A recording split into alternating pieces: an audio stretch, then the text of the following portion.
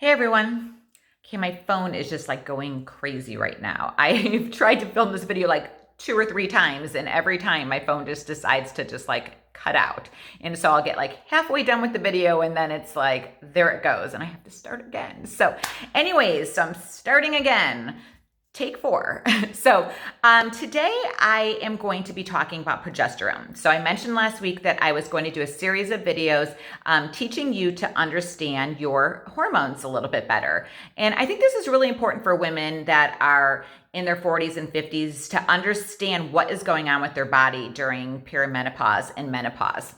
But I think this video especially can be even beneficial for women in their 30s, because there's many women in their 30s that suffer from progesterone deficiency.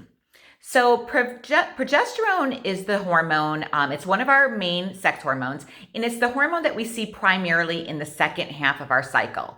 So the first half of our cycle is where we're higher in estrogen, okay? And this is our body getting ready to produce an egg at ovulation. And then after we ovulate, progesterone is what takes over in case we were to get pregnant. It is the hormone that helps you maintain pregnancy. But if you are not pregnant, about a week or so after you ovulate, those progesterone levels will start to decrease. So what happens when women are in perimenopause, they start to already have kind of lowering levels of progesterone. So our progesterone levels can start to lower around the age of 30. And if they're too low, this can cause issues with infertility for some women. Once we get into our 40s and our progesterone levels drop even more, we can start to see issues with irregular cycles, maybe heavier cycles, or shorter luteal phases, meaning that after you ovulate, you normally should go about 14 days or 2 weeks before you would start your cycle, but you start much sooner than that. Other issues that women will start to experience are depression and anxiety. So many times when women are really seeing some changes to their moods, it actually is related to lowering progesterone. Okay, so other things that can happen with lowering progesterone is you can see some signs of adult acne. Sometimes it can lead to estrogen dominance, which I talked about last week. So there's a lot of different things that can start going on with our body. Oh, a few other really important things that I feel like women see are a lot of insomnia, difficulties sleeping. So either difficulties falling asleep or difficulties staying asleep. And then also fatigue, which kind of comes along with that. And then a lowering of a thyroid function can happen from lowering progesterone. And so these are all things that can really start to affect women as they're going through perimenopause. So what do we do about lowering progesterone, okay? And why is it important that we do something about it? We could just kind of let our hormones go and do nothing about it. But one, we're probably just not going to feel that great. And two, there's some health benefits or health risks if we just don't take care of our lowering hormones, okay?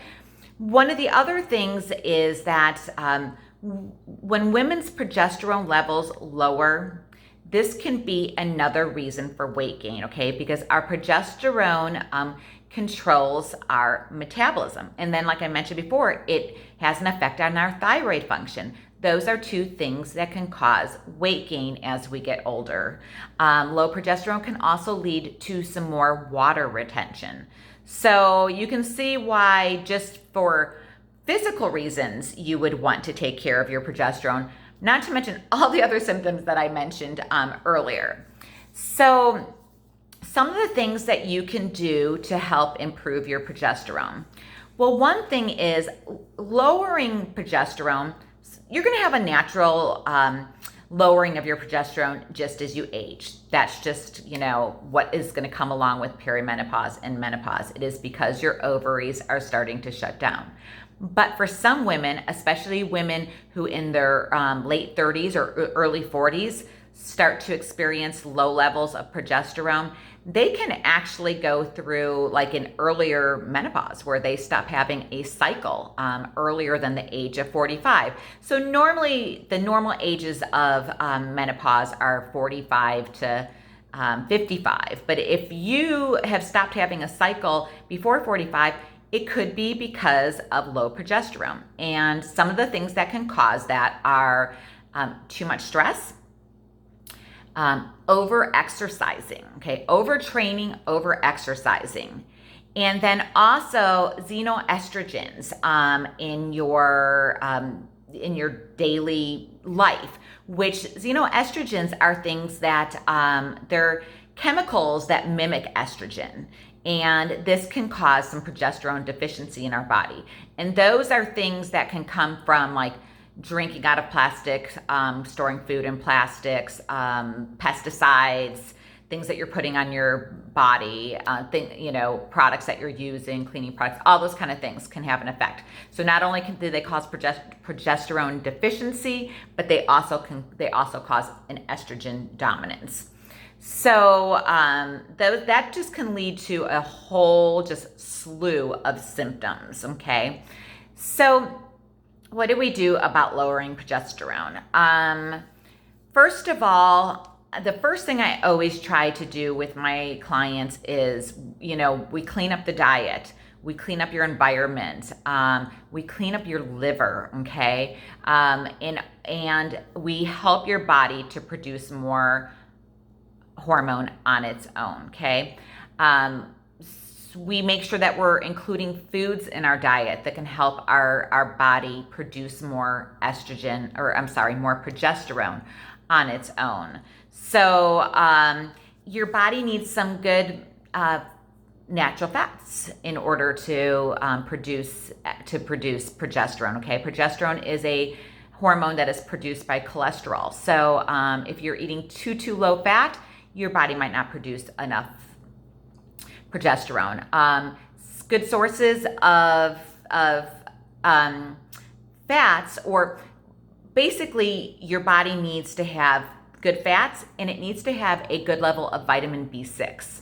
So a good sources of those would be some animal protein, salmon, eggs, and avocados, okay? So if you are somebody who is a vegetarian or a vegan, you run the risk of having lower levels of progesterone. So you need to make sure that you are supplementing with some type of B complex, okay? So that includes your B6, your B12, all of those vitamins, because you're going to be lacking in those.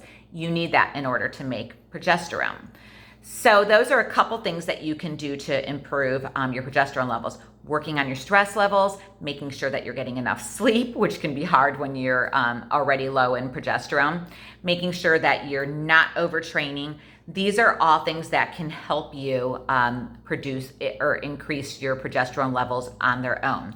There's also some supplements that you can take. These are things that I recommend to clients once I see that they have lower levels of progesterone.